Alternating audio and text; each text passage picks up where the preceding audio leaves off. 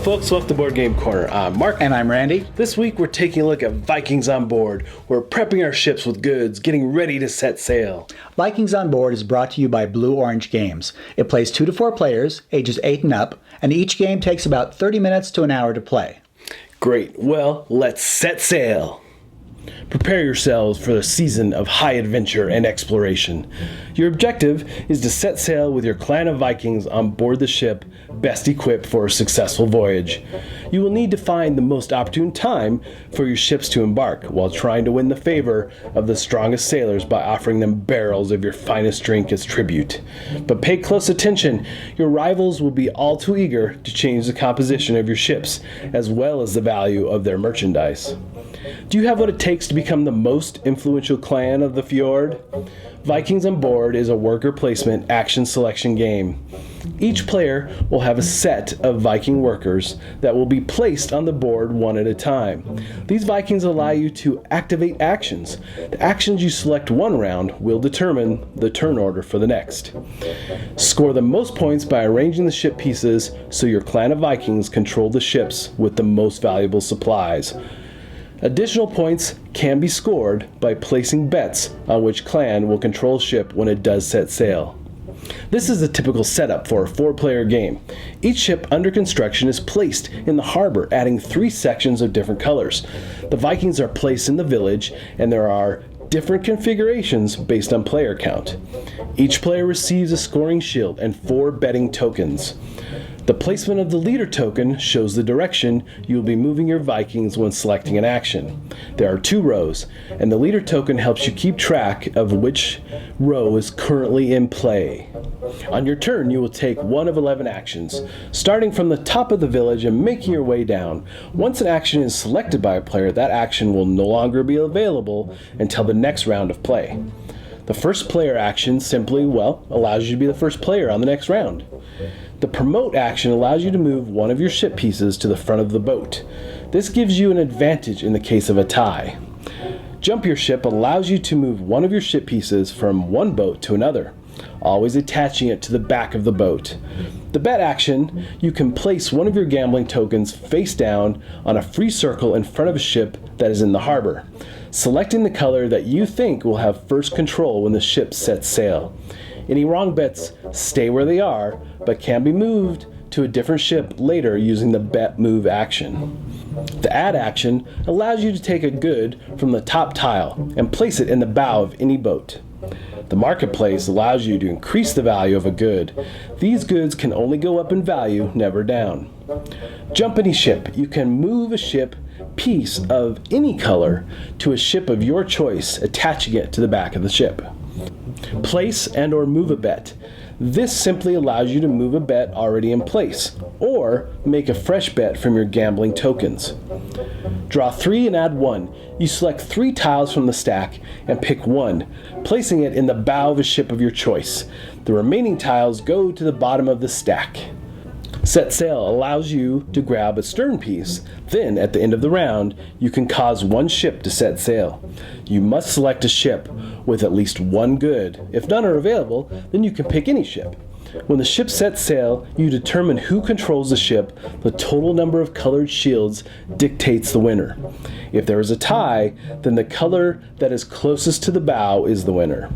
Then the goods are split evenly, starting with the player who won control. There may not be enough goods to go around. Well, that's just how it goes.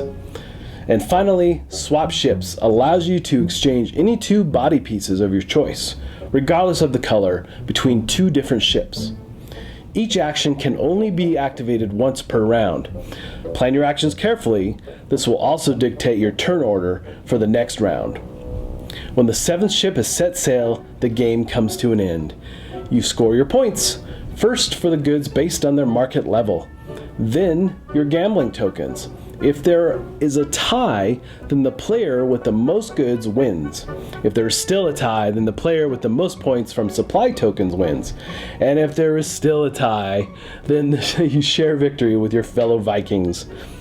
And so, the player with the most points after 7 ships have set sail is crowned the winner of the game.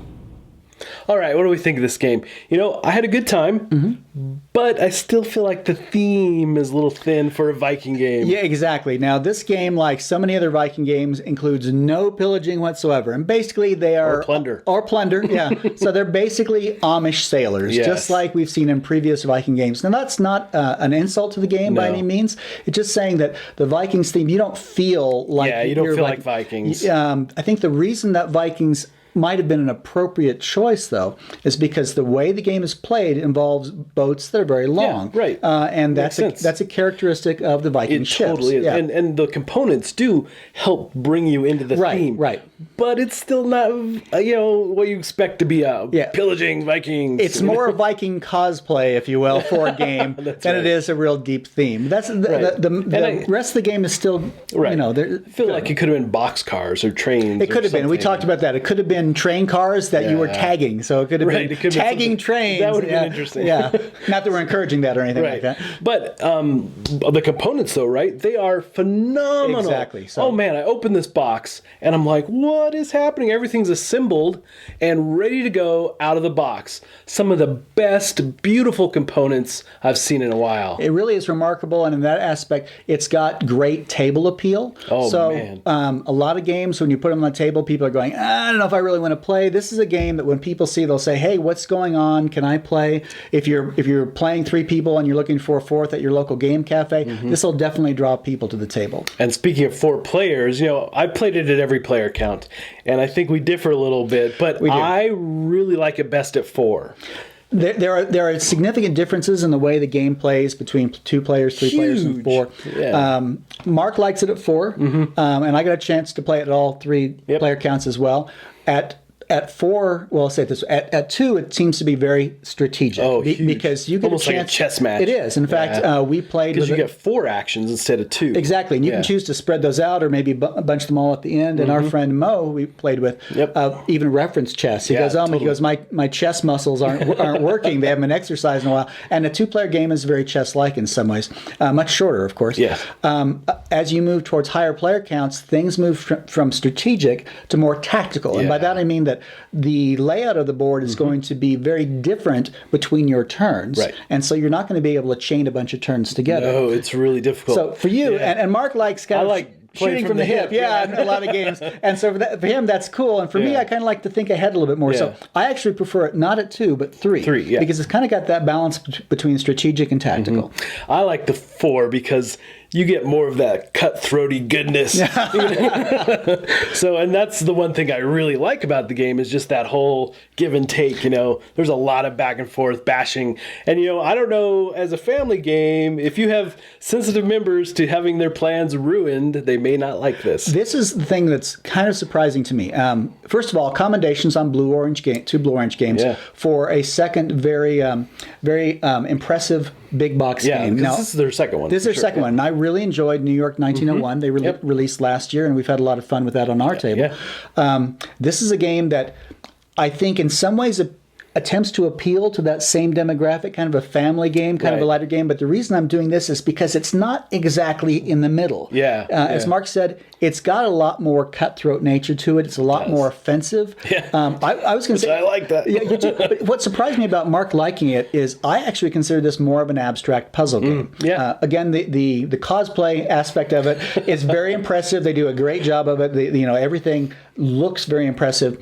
But it's more of this abstract puzzle game like maybe a Splendor, which you didn't care for as much. Not a big Splendor fan, but I don't hate it. It's just there's no theme there, right? Right. Well, and this has a smidge more, but it does tend to be this puzzle game. And the thing that's different between a Splendor and this game is unlike Splendor, where you say, I'm just doing my own thing, and it just so happens I won and you didn't.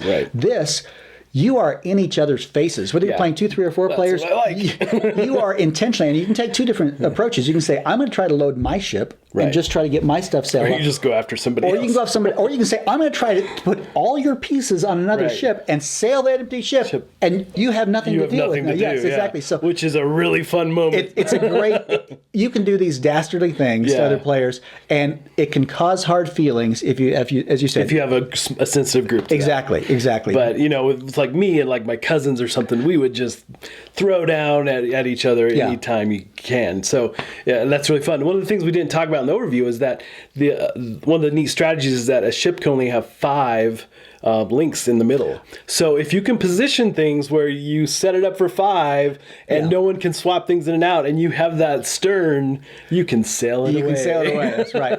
And that's a large part of the game, is anticipating what types of moves you're going to leave for the other players. I think that's what I like. There are some basic categories of moves. There are moves that let you move anybody's pieces. There's a couple moves that let you move only your own pieces. And so basically there's a total of 4 movement actions. There are 2 movements that let you put down bets, and you can focus, instead of getting money from or points from the goods, you can focus on getting money on correct bets. Which is a really nice little addition to just sailing away the ship. Exactly. More interaction there. Yeah, and I oftentimes do that. It's like, okay, I'm not going to worry so much about goods in the early game. Right. I'm just focusing on getting the right bet. Bets can push you over the win or lose category easily. So you have quite a bit of points to get in betting. Yep. And you can also say, I'm not focused on either initially. You can focus on just kind of a offensive approach, like I said, moving other people's ships out of the way or their pieces. And then lastly, even if you do have goods, you need to invest in increasing the value of those goods. Yes, that's very important as well, the marketplace. Yeah, and they haven't released this modification, but I can see someplace down the road them providing an action to let you decrease the value of goods. I could see that being pretty fun. And, I don't know if they play tested or not, but I feel like we should try that as a house rule. Maybe it's something we'll do. So, overall, I've really enjoyed this game. I like the cutthroat, and the components, oh my gosh, again, are phenomenal in the artwork. I love the board. I'm going to give this game a 2.5 out of 4 corners. Wow. Okay, so Mark has been raving about this, so I'm surprised at that level. It's because of the theme. It's a lower score. And Mark is a huge theme guy. Yeah. That's true. Yeah. So until the next Viking game, we're actually getting maces and axes and actually going to beat each other up and steal your stuff. Mark's not going to get higher. Right. I enjoyed it, though. I know he did. He's played it quite a bit. Yeah. I actually am going to give it a 3.0 out of 4 corners. I do like we said, a lot of the mechanics and the rules of it. One of the things that you might find occasionally, it can feel like Mark does one thing to swap 2 pieces of ship, and then I spend my action just undoing what he's just done. Exactly. So you can find that happening occasionally, and so that's why I don't give it a bit higher than I do. I would agree. I would like to see some changes in terms of maybe like the color of the lead Viking. Mark didn't have any problem with this. I didn't have any trouble My with this. friend and I both did, that he tends to turn into a ninja and disappear against the dark background, and so we tend to lose switches the active side. It was endless fun I had giving them a hard time. He did. And I'd also like to see them. The game looks great when viewed from the side of the ships, but I think it loses some of its visual integrity when you're viewing down the ship. Yeah, and especially if you don't have good lighting, it's hard to see the colors on the ship.